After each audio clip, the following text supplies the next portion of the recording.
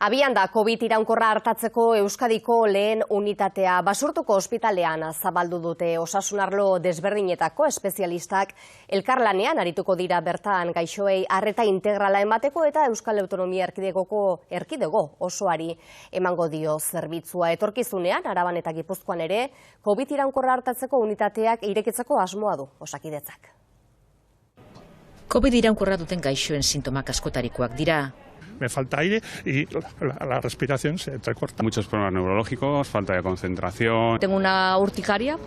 Basurtuko ospitalean COVID iraunkorra duten pazientei arreta integrala emateko Euskadiko lehen unitatea jarri da martxan.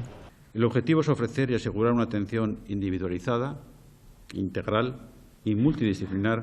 Euskadiko erreferentziazko unitatea izango da eta neurologia zerbitzuaren ardurapean disiplina anitzekoa izango da. Esta unidad trabajará en red entre diferentes centros sanitarios de Euskadi. Ikerketan ere arituko da. Elaborar marcadores para esta enfermedad o haya tratamientos o ensayos clínicos disponibles. Elkarteek pozik jaso dute berria.